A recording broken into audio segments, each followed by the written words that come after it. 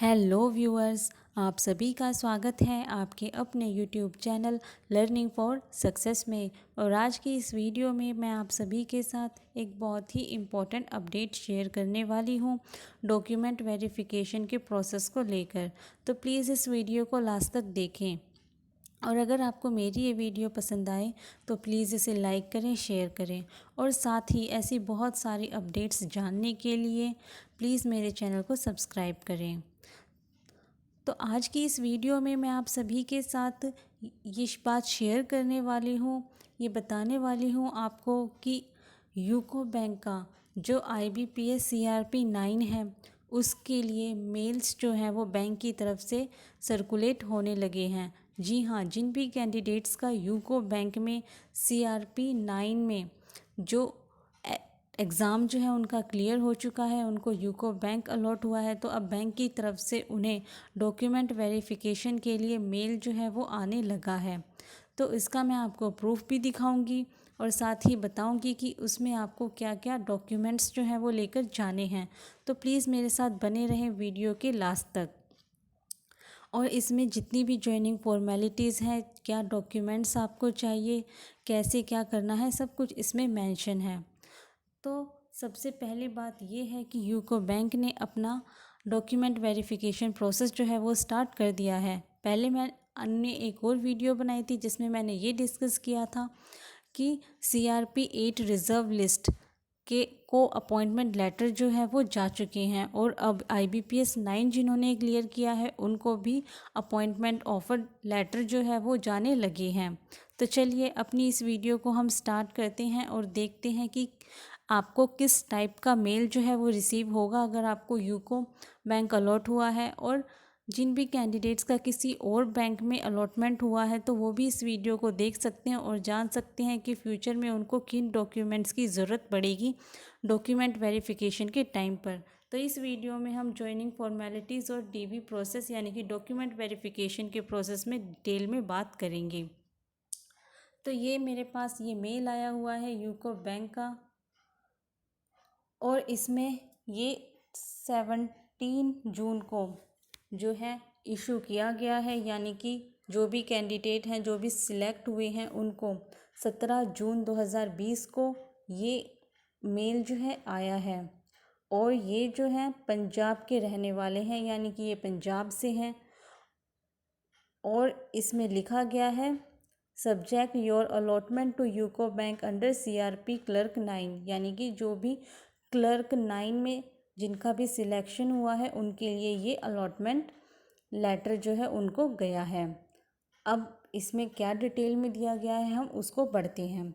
IBPS द्वारा ली गई सामान्य लिखित परीक्षा तथा यूको बैंक को किए गए अलॉटमेंट के संदर्भ में क्लर्क संवर्ग में सिंगल विंडो ऑपरेटर SWOA के रूप में औपबंधिक रूप से आपके चयन की सूचना देते हुए हमें प्रसन्नता हो रही है। यह चयन जीव मितीय बायोमेट्रिक विलेख सत्यापन तथा अंचल कार्यालय चंडीगढ़ में दिनांक 16/7/2020 को 2 बजे समय पर ली जाने वाली भाषा दक्षता परीक्षा के अधीन है। अगर हम इसे इंग्लिश में पढ़ते हैं, with reference to the common return test conducted by IBPS and allotment to UCO bank, we have pleasure to inform you regarding provisional selection as a single window operator in clerical cadre subject to biometric document verification as well as language proficiency test to be held at zonal office Chandigarh at 16 July 2020 at 2 PM।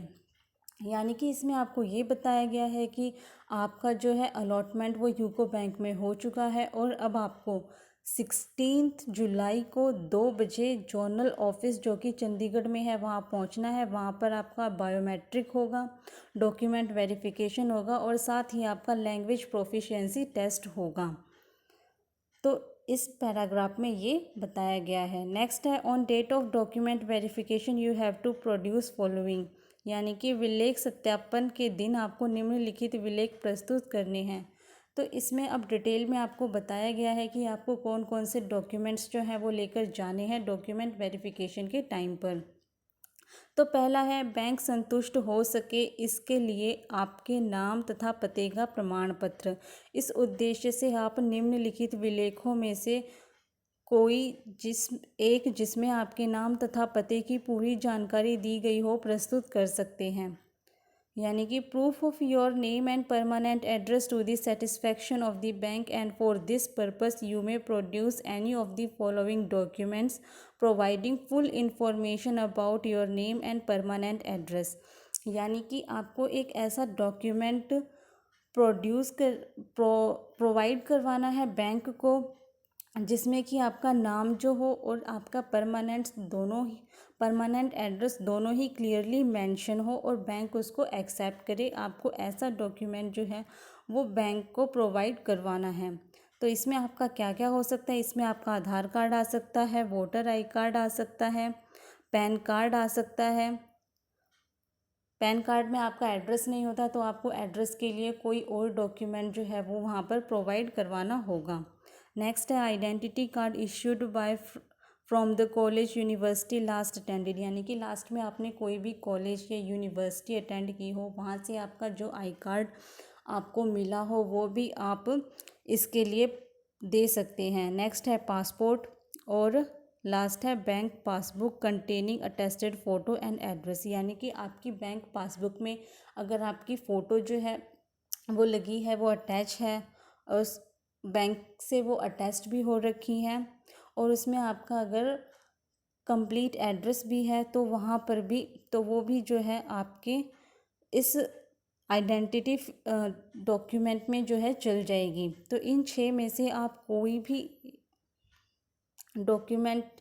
एक document जो है वो अपनी identity verification के लिए provide करवा सकते हैं। नेक्स्ट पॉइंट है आप अपने चरित्र के संबंध में 2 प्रमाण पत्र यानी अपने आखिरी महाविद्यालय विश्वविद्यालय के प्राचार्य, विभागाध्यक्ष, राजपत्रित अधिकारी अथवा निर्वाचित लोक प्रतिनिधि, सांसद, विधायक, सरपंच आदि द्वारा जारी 2 प्रमाण पत्र। यानी कि आपको 2 कैरेक्टर सर्टिफिकेट जो है वो वहाँ पर लेकर जाने हैं। उसमें से आपके कॉलेज या आपने लास्ट यूनिवर्सिटी जो अटेंड की हो या आपके हेड ऑफ डिपार्टमेंट से हो या फिर गैजेटेड ऑफिसर या आपके एरिया के एमएलए, ग्राम पंचायत, सांसद, इन सभी से किसी से भी आप साइन करवा कर आपको 2 कैरेक्टर सर्टिफिकेट जो है वो वहाँ पर प्रोवाइड करवाने हैं। नेक्स्ट है testimonials in support of your character. 2 character certificate issued by the principal head of the department of the college university last attended, gazetted officer और elected public representatives, MP, MLA, sarpanch etcetera. यानी कि जो भी आप character certificate provide करवाएंगे वो आपके college या स्कूल के principal, head of the college या head of the department of the college या फिर गैजेटेड ऑफिसर से भी आप दोनों जो है साइन करवा कर ले जा सकते हैं। या फिर आपके वहाँ पे जो भी मेंबर ऑफ पार्लियामेंट है या मेंबर ऑफ लेजिस्लेटिव असेंबली है, सरपंच है, तो आप उनसे भी साइन करवा कर अपने 2 कैरेक्टर सर्टिफिकेट यानी कि चरित्र प्रमाण पत्र ले जा सकते हैं और 2 आपको लेकर ही जाने हैं। नेक्स्ट है बैंक द्वारा विहित फॉर्म पर जिला अस्पताल के सिविल सर्जन या उसके ऊपर के किसी स्वास्थ्य अधिकारी द्वारा स्वास्थ्य की दृष्टि से फिट होने का प्रमाण पत्र अनुलग्नक में दिए गए फॉर्मेट पर ही जारी किया जाए। यानी कि a medical fitness certificate issued by a medical officer not below the rank of a civil surgeon of a district hospital in the form prescribed by the bank. The certificate should be issued in the format given in the annexure. यानी कि आपको अपना medical fit होने का जो proof है वो देना है। तो जब आप मेडिकल सर्टिफिकेट यानी कि मेडिकल फिटनेस सर्टिफिकेट जो आप बनवाएंगे उस पर जो साइन होने चाहिए उसकी जो मिनिमम रैंक है वो है सिविल सर्जन। यानी कि कम से कम जिस भी ऑफिसर के आप साइन ले रहे हो अपने मेडिकल फिटनेस सर्टिफिकेट पर, वो कम से कम सिविल सर्जन होना चाहिए, डिस्ट्रिक्ट हॉस्पिटल का, जिला अस्पताल का, या फिर उससे बड़ी पोस्ट का होना चाहिए। अगर आप उससे कम की पोस्ट के किसी ऑफिसर से साइन करवाते हैं तो वो वैलिड नहीं होगा, वो वहाँ पे रिजेक्ट कर देंगे। और ये जो भी फॉर्म होगा आपका मेडिकल फिटनेस सर्टिफिकेट का जो फॉर्म होगा वो बैंक की वेबसाइट पर अवेलेबल है। आप वहाँ पर जाकर उसको फॉर्मेट को डाउनलोड करें और फिर उसको फिल करवा के उसे साइन करवाएं। मैं आपको दिखा देती हूँ कि कैसा मेडिकल सर्टिफिकेट होना चाहिए। तो ये है मेडिकल सर्टिफिकेट जो कि यूको बैंक की वेबसाइट पर अवेलेबल है। इसमें बोला गया है, this is to certify that I have carefully examine mister और मिस सन डॉटर ऑफ, यानी कि यहाँ आपका नेम आएगा, सन डॉटर ऑफ, यहाँ आपके फादर का नेम आएगा, एड्रेस यहाँ आपका एड्रेस आएगा, whose signature is given below. Based on the examination, I certify that she is in good mental and physical health and is free from any disease, communicable or otherwise constitutional weakness or body infirmity except, अगर आप में कोई problem होगी तो वो यहाँ पर आ जाएगी, कोई भी माइल्ड नॉर्मल सी प्रॉब्लम हो तो, अदरवाइज़ यहाँ कुछ भी नहीं आएगा। Which can not be consider as a reason for disqualification for his her employment in UCO bank as probationary officer. His her age is, यहाँ पे आपकी एज आ जाएगी कि कितना आपका मतलब ईयर्स में है और मंथ्स में है, according to his her own statement and appearance about years and month. यहाँ पे आपका ब्लड ग्रुप आएगा, mark of identification, candidate signature, date, और यहाँ पर आएंगे आपके डॉक्टर के सिग्नेचर, जिस भी ऑफिसर से आप साइन करवा रहे हैं उसके साइन यहाँ पर आएंगे। ये प्रोबेशनरी ऑफिसर का है, आप क्लर्क का डाउनलोड कर सकते हैं या फिर इसे एडिट कर सकते हैं। तो ये था मेडिकल सर्टिफिकेट, जो फॉर्मेट है इसी फॉर्मेट का आपको ले जाना है और साइन करवाना है और डॉक्यूमेंट वेरिफिकेशन के टाइम पे प्रोवाइड करवाना है बैंक को। बात करते हैं अपनी, अब नेक्स्ट पॉइंट है, इस बात का संतोषजनक साक्ष्य कि आप यदि कोई हो तो अपने वर्तमान नियोक्ता द्वारा कार्य मुक्त कर दिए गए हैं, इस बात की लिखित घोषणा कि आप किसी लाभकारी नियोजन में नहीं हैं और आप बैंक की सेवा स्वीकार करने में अब स्वतंत्र हैं, यानी कि satisfactory evidence of you have been relieving by your present employer if any, and declaration in writing that you are no longer in any gainful employment and that you are free to take up services in the bank। यानी कि अगर आप किसी और department में या किसी और गवर्नमेंट में जॉब कर रहे हैं, गवर्नमेंट ऑफिस में, तो आपको नो ऑब्जेक्शन सर्टिफिकेट वहाँ पर लेकर जाना है और आपको प्रोवाइड करवाना है ये प्रूफ कि जैसे ही बैंक आपको ज्वाइनिंग लेटर देगा, जिस भी डेट से आपकी ज्वाइनिंग है, आप उस दिन ज्वाइनिंग कर लोगे, कोई भी प्रॉब्लम नहीं आएगी, इस बात का आपको प्रूफ देना है। और आप फ्री हो बैंक की सर्विस ज्वाइन करने के लिए, आपके ऊपर कोई भी ऑब्लिगेशन या कोई भी कार्यभार नहीं है, तो इसका आपको बैंक में प्रूफ देना है। और आप अपने जो भी प्रेजेंट में जो भी आपका एम्प्लॉयर है उससे आप कार्य मुक्त हो चुके हो, उन्होंने आपको रिलीव कर दिया है। नेक्स्ट है, इस बात की घोषणा कि आपके विरुद्ध किसी न्यायालय में कोई वाद लंबित नहीं है और आप न्यायालय द्वारा कभी दोषी सिद्ध नहीं हुए हैं। तो ये एक आपको सेल्फ डिक्लेरेशन देनी है, आप एक डॉक्यूमेंट ले सकते हैं या फिर आपको वहाँ पे कोई डॉक्यूमेंट प्रोवाइड करवाया जाएगा, वहाँ पर आपको अपने साइन करने हैं और ये सेल्फ डिक्लेयर करना है कि आपके अगेंस्ट कोई भी कभी केस नहीं रहा और ना ही केस कोई पेंडिंग है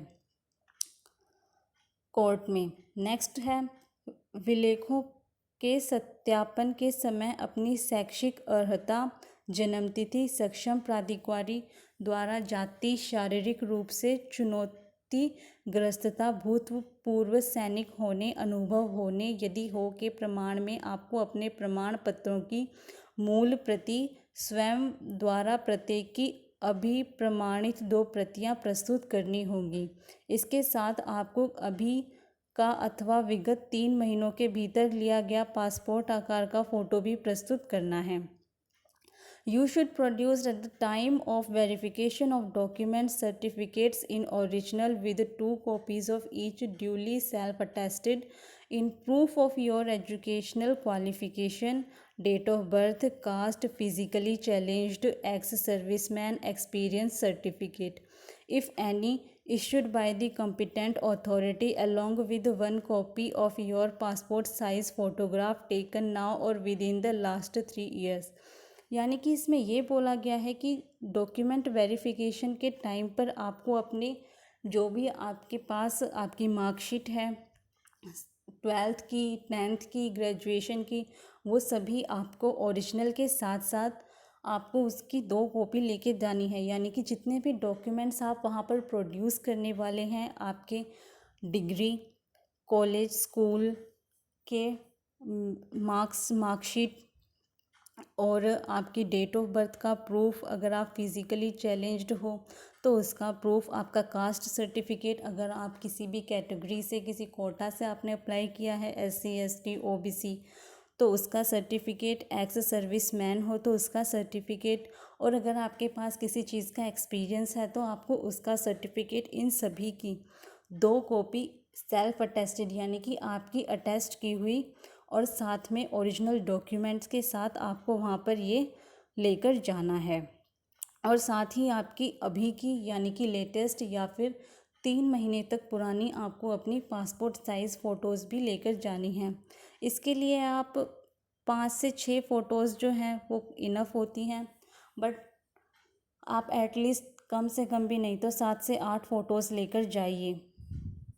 नेक्स्ट है अनुसूचित जाति, अनुसूचित जनजाति, OBC, शारीरिक रूप से चुनौतीग्रस्त भूतपूर्व सैनिक संवर्ग के प्रत्याशियों को सत्यापन के लिए भारत सरकार द्वारा विहित फॉर्मेट में सक्षम प्राधिकारी द्वारा अनुसूचित जाति, अनुसूचित जनजाति, OBC, शारीरिक रूप से चुनौतीग्रस्त भूतपूर्व सैनिक होने संबंधी प्रमाण पत्रों की मूल प्रतियों के साथ अभिप्रमाणित प्रतियां प्रस्तुत करनी होंगी। OBC संवर्ग के प्रत्याशियों के मामले में प्रमाण पत्र में अन्य बातों के साथ साथ इस बात का भी उल्लेख होना चाहिए कि प्रत्याशी क्रीमी लेयर में जिसे सिविल पदों तथा सेवाओं के लिए OBC को उपलब्ध आरक्षण के लाभ से अलग रखा गया है, नहीं आता है।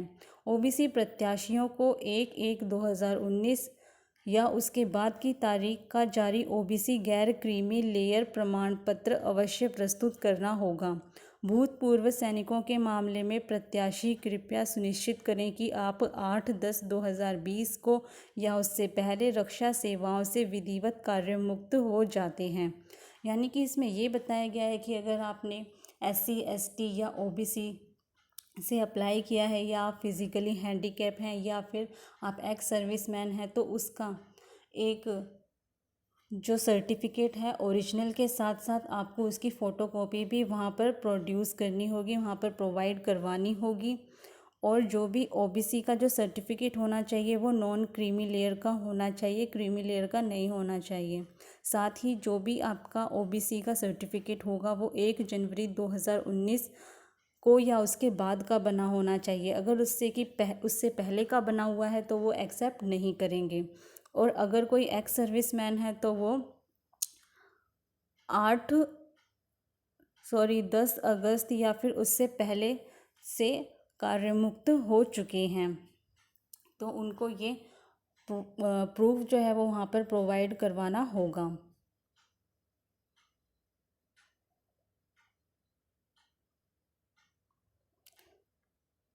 नेक्स्ट है candidates belonging to SC ST OBC physically challenged ex-serviceman category must submit attested photocopy of SC ST OBC physically challenged ex-serviceman certificate issued by the competent authority in the format prescribed by the Government of India along with the original certificate for verification.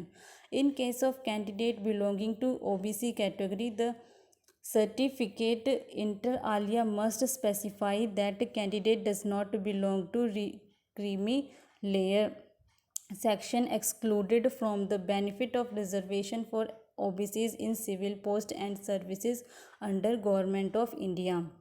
यानी कि आपका जो है वो आपका जो भी OBC का सर्टिफिकेट है वो क्रीमी लेयर का नहीं होना चाहिए, नॉन क्रीमी लेयर का होना चाहिए। और साथ ही किसी कॉम्पिटेंट अथॉरिटी से साइन होना चाहिए और उस फॉर्मेट में होना चाहिए जो कि भारत सरकार यानी कि गवर्नमेंट ऑफ इंडिया ने प्रेस्क्राइब्ड किया हुआ है। OBC candidate must produce OBC non creamy layer certificate issued on और before 1 January 2019। In case of ex-serviceman candidates, please ascertain that you should be duly discharged from the defense service on or before और 8/10/2020। यानी कि ex service man हैं अगर तो उन्हें 8 अगस्त 2020 है या फिर 10 अगस्त 2020 है या फिर 8 अक्टूबर 2020 है, ये कुछ समझ में नहीं आ रहा है। तो दोनों में से मतलब ये है कि आपका अगस्त तक जो है उससे पहले का प्रूफ जो है वो होना चाहिए कि उससे पहले आप जिस भी सर्विस में थे वो आप छोड़ चुके हैं। और ओबीसी वालों का सर्टिफिकेट जो है वो 1 जनवरी 2019 के बाद का होना चाहिए। आपको नेक्स्ट है, आपको 3 लिफाफे लाने होंगे। 2 लिफाफों पर चरित्र प्रमाण पत्र जारी करने वालों के नाम तथा पते लिखे जाएंगे और तीसरे लिफाफे पर आपका स्थायी पता लिखा जाएगा। इन लिफाफों पर उपयुक्त मूल्य का डाक टिकट भी लगाया जाए।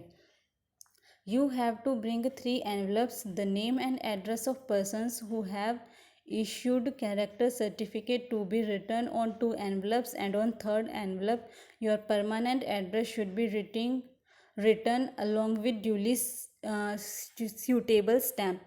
यानी कि आपको वहाँ पर 3 एनवलप्स लेकर जाने हैं। 2 एनवलप पर आपको आपके पड़ोसी नेबर जो भी आपसे किसी भी तरीके से रिलेटेड ना हो उनके एड्रेस आपको लिखने हैं और साथ ही एक एनवलप जो है उसमें आपको अपना परमानेंट एड्रेस लिखना है।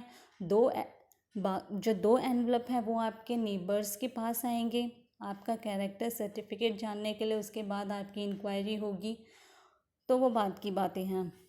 लेकिन ये दोनों लेटर जो है वो आपके इन दोनों ही नेबर्स को आएंगे और एक जो है वो आपके घर पर आएगा। और इन सभी एनवलप्स पर डाक टिकट यानी कि स्टैंप जो है वो लगी होनी चाहिए।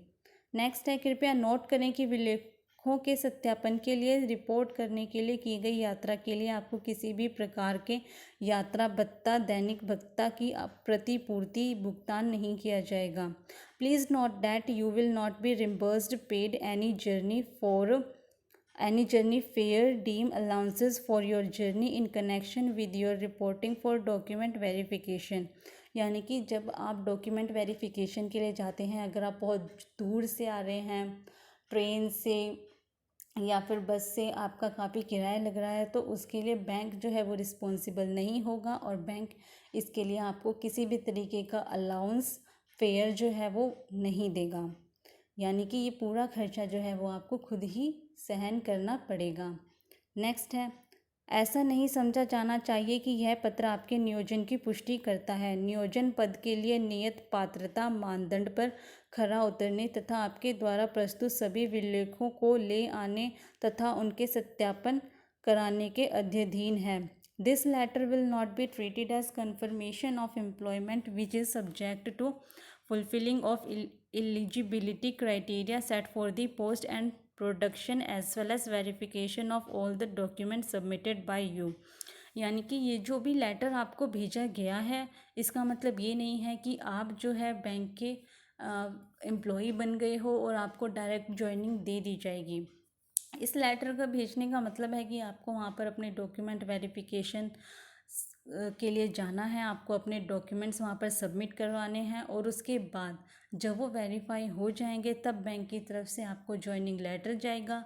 यानी कि यहाँ पर इस दिन आपकी ट्रेनिंग है और उसके बाद से आपको ब्रांच जो है वो मिल जाएगी या फिर आपकी पोस्टिंग ब्रांच हेड ऑफिस जहाँ भी होगी वो सब हो जाएगी।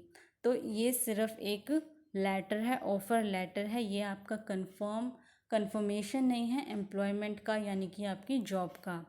योर्स फेथफुल्ली अंचल प्रबंधक जोनल मैनेजर, यानी कि ये जो है मेल जो है वो आपको जोनल मैनेजर की तरफ से इशू किया जाएगा।